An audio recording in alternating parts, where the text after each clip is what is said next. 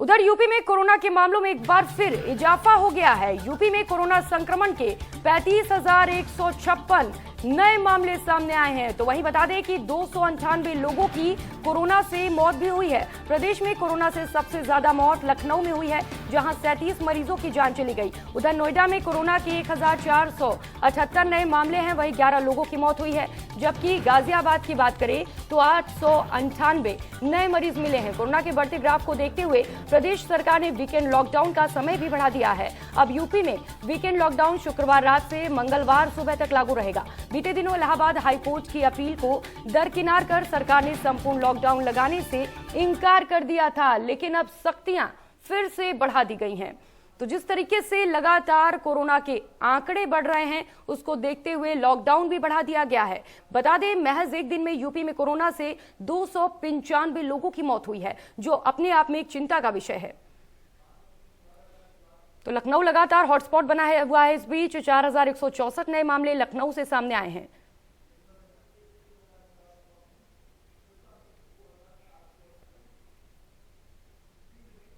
तो लगातार कोरोना के आंकड़े बढ़ रहे हैं। 24 घंटे में 35,154 नए मामले दर्ज किए गए हैं, जो चिंता की बात है। लगातार इंडिया न्यूज आपसे अपील करता है कि आप खुद को सुरक्षित रखें, कोरोना के नियमों का पालन करें, मास्क जरूर लगाएं, बेवजह घरों से बाहर ना निकलें और अपने हाथों को बार बार साबुन से धोते रहें।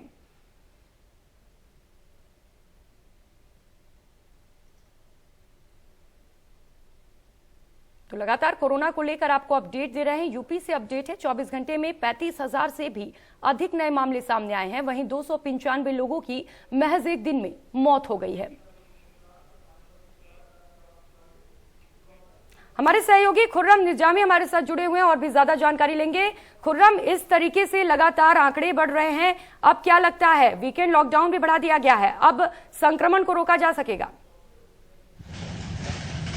देखिए, अगर वीकेंड लॉकडाउन बढ़ाया गया तो इसके पीछे नियत तो यही है कि जो चेन ब्रेक की जाए, क्योंकि जब तक चेन नहीं ब्रेक होगा तब तक की संक्रमण लगातार बढ़ता रहेगा। लेकिन 3 दिन कितना कारगर साबित होगा ये तो आने वाला वक्त बताएगा। लेकिन फिलहाल संक्रमण की जो दर है वो काफी कम हो चुकी है। लखनऊ में काफी तो नहीं कहूंगा, थोड़ी हद तक कम हो चुकी है, 5,000 के नीचे आ चुका है। और अगर हम उत्तर प्रदेश की बात करें तो उसमें भी काफी राहत मिल रही है, जो कभी 40 के आसपास पहुंचा था, अब वो 35 पे आ गया है। लेकिन जो डेथ रेट है वो नहीं कम हो रही। तकरीबन 300 की बात करिए, 298 मौतें पूरे प्रदेश में हो चुकी है और 37 मौतें बीते 24 घंटे में लखनऊ में रिकॉर्ड की गई है। तो लगातार कोशिश की जा रही है, RT-PCR टेस्ट को भी बढ़ाने की कोशिश की जा रही है, सैंपलिंग बढ़ाया जा रहा है। लेकिन अभी भी ये समझ के बाहर है प्रदेश सरकार सिस्टम को कि किस तरीके से पूरी तरीके से नियंत्रित किया जा सके इस संक्रमण को। जी खुर्रम, आपने बताया कि आंकड़ों में कमी आई है, लेकिन जो डेथ रेट है वो कम नहीं हो रहा है। इसके पीछे क्या कुछ वजह है? क्या अस्पतालों में अभी भी तैयारियां नहीं है?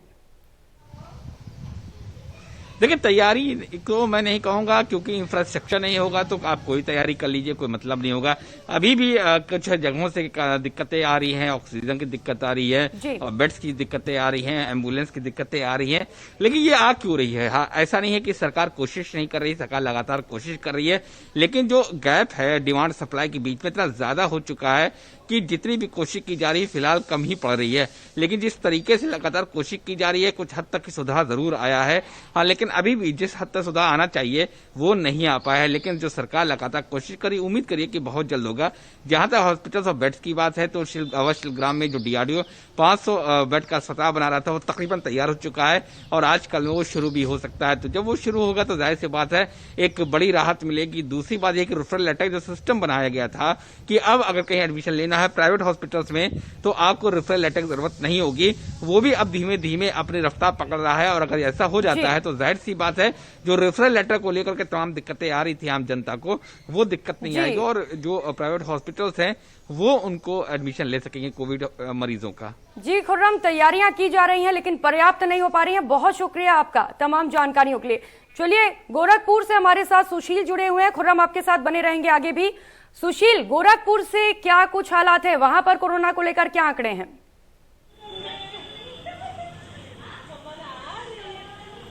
देखिए, निश्चित रूप से आंकड़े अगर एक दिन 100 कम होते हैं तो दूसरे दिन 400 बढ़ जाते हैं। ऐसे में कल की अगर बात करें तो 24 घंटे में फिर जो है 1015 का जो है केसेस सामने आए हैं। ऐसे में गोरखपुर के पिछले और इस बार के दोनों चरणों की अगर बता दें तो तकरीबन जो है 40,000 के आसपास जो है संक्रमित व्यक्ति मिल चुके हैं। इनमें से तकरीबन 30,000 के आसपास ठीक भी हुए हैं और एक्टिव केस तकरीबन 10,000 के आसपास हैं। कल जो आंकड़ा है मौतों का वो 1 बताया जा रहा है और 438 अभी तक टोटल आंकड़े हो चुके हैं। लेकिन ये आंकड़ा सरकारी आंकड़ा 1 बताया जाता है मौत की, जबकि 14 से 15 मौत होती है। जब आंकड़ा 2 बताया जाता है तो मौतें 20 से 25 होती हैं। ऐसे में जो आंकड़े आ रहे हैं मौतों के, वो आंकड़े बहुत कम आ रहे हैं। वो आंकड़े केवल बस एक कह सकते हैं कि कागजों में दफन है और हकीकत जो है कुछ और है। हकीकत में आंकड़े बहुत ज्यादा हैं। वैसे में कहीं ना कहीं जो शासन की तरफ से एक दिन और लॉकडाउन बढ़ाया गया है, यानी पहले 39 और अब जिसके बाद 59 और अब जो है 83 घंटे का जो है ये पूरा लॉकडाउन हुआ है। यानी कह सकते हैं कि आज रात से 8 बजे से जो लॉकडाउन शुरू होगा वो मंगलवार सुबह 7 बजे तक चलेगा। ये केवल बढ़ाने का मकसद सिर्फ इतना है कि किसी भी तरह से इस कोरोना वायरस के चैन को ब्रेक किया जा सके, क्योंकि जितने कम लोग निकलेंगे, जितनी लॉकडाउन रहेंगी, उतनी स्थितियां धीरे धीरे नॉर्मल होंगी। तो यही वजह है कि अब लॉकडाउन पहले 1 दिन, फिर 2 दिन और अब 3 दिन लगातार कर दिया गया है।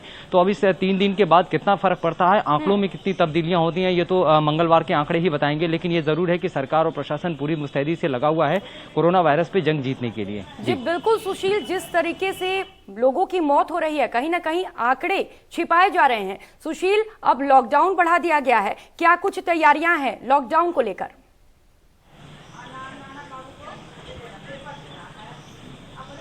देखिए, इसमें 2 चीज है। एक तो लॉकडाउन शासन ने लगाया है और जिला प्रशासन भी पूरी मुस्तैदी से उसको जो है कवायद करने की कोशिश कर रहा है। लेकिन जो ग्राउंड जीरो पे अगर रिपोर्ट देखा जाए तो कहीं ना कहीं चौराहों पे या जो गलियां हैं वहां पे जिस तरीके से लॉकडाउन होना चाहिए वो लॉकडाउन नजर नहीं आता है। लोग उसके लॉकडाउन के दौरान भी जो है टहलते हुए नजर आते हैं। लोग लॉकडाउन के दौरान भी किसी न किसी बहाने से सड़कों पर नजर आते हैं और पुलिस के जवान बहुत कम सीमित में है। कारण क्या है? क्योंकि जब चुनाव हो रहा है, चुनाव के दौरान ड्यूटियां पुलिस वालों की लगी हुई हैं चुनाव में। ऐसे में फोर्स कम होने के नाते चौराहों पे पुलिस के जवान भी नहीं रहते हैं और जब पुलिस के जवान नहीं रहेंगे तो ये लोग मानते नहीं और बिना काम के ही बाहर निकलते हैं। तो ऐसे में लॉकडाउन का मकसद तभी सक्सेस हो पाएगा जब हम लॉकडाउन को पूरी गंभीरता से उसका पालन करा पाएं। एक तो पुलिस को पूरी मुस्तैदी से रहना पड़ेगा चौराहों पे, जिला प्रशासन को पूरी तरीके से इसका पालन कराना होगा। दूसरा, कम से कम जो आम लोग हैं जो इस चीज को भी गंभीरता से नहीं ले रहे हैं, उन्हें भी गंभीरता से लेना होगा और उन्हें घरों में रहना होगा। तब जाकर के इस लॉकडाउन का मकसद होगा और हम कोरोना वायरस के इस चैन को ब्रेक कर पाएंगे। जी सुशील, आपने बताया कि जब 2 दिनों का लॉकडाउन था तभी भी लोग लापरवाह थे, तो अब 3 दिन का जब लॉकडाउन किया गया है तो क्या कुछ सख्ती बरती जाएगी?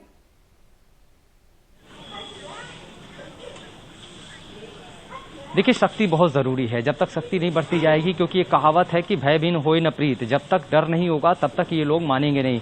इनको कैमरा देख करके और पुलिस को देख करके कुछ वक्त ये लोग भाग जाते हैं या फिर अलग अलग बहाने करते हैं। तो जब तक ये खुद जागरूक नहीं होंगे, जब तक इनको खुद समझ नहीं आएगा कि मामला किस कदर गंभीर है, अस्पतालों में बेड नहीं है, अस्पतालों में ऑक्सीजन नहीं है, स्थितियां बद से बदतर हो रही हैं, तो ऐसे में अगर ये लोग अभी भी सचेत नहीं हुए तो स्थितियां क्या होंगी इसका अंदाजा उन्हें खुद लगाना होगा। गाजियाबाद से जतिन जुड़े हुए हमारे साथ। जतिन, गाजियाबाद में क्या कुछ स्थिति है कोरोना को लेकर? देखिए, कल तक की बात करें तो 24 घंटे में 898 नए मरीज सामने आए और 12 लोगों की मौत हो गई। तो इससे आप अंदाजा लगा सकते हैं कि स्थिति भयावह है। ना तो अस्पतालों में लोगों को आसानी से बेड मिल पा रहा है और ना ही शमशान घाट में आसानी से लोगों का अंतिम संस्कार जो होता है शवों का, वो नहीं हो पा रहा है। तो जाहिर है इससे एक दुखद स्थिति जरूर उत्पन्न होती है। लंबी वेटिंग शमशान घाट से लेकर हॉस्पिटल्स में बनी हुई है। अब क्योंकि जो लॉकडाउन की अवधि है, गाजियाबाद भी उसी हिस्से में आता है जहां पर अब 83 घंटे का लॉकडाउन हो गया है। शुक्रवार की रात से ही ये लॉकडाउन शुरू हो जाएगा और फिर मंगलवार सुबह तक ये लॉकडाउन रहेगा। तो सोमवार को भी घर से ना निकलें, इस बात को लोगों को सुनिश्चित करना होगा। क्योंकि हम जब देख रहे थे कि सिर्फ वीकेंड पर लॉकडाउन हो रहा था, शनिवार और इतवार को, तब भी लोग घरों से बाहर निकल रहे थे। उनको लोग जो सरकार है और जो प्रशासन के लोग हैं समझाने की कोशिश जरूर कर रहे थे।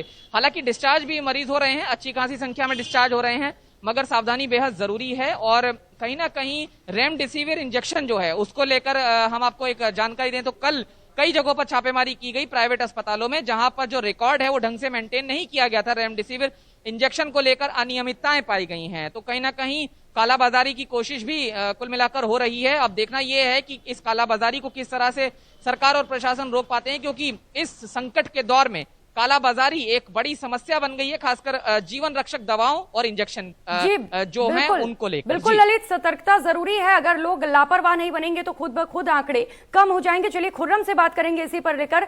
खुर्रम, रेमडेसिविर को लेकर लगातार कालाबाजारी के मामले सामने आ रहे हैं, क्या वहां पर भी कुछ ऐसे मामले सामने आ रहे हैं? क्या कुछ कार्रवाई की जा रही है?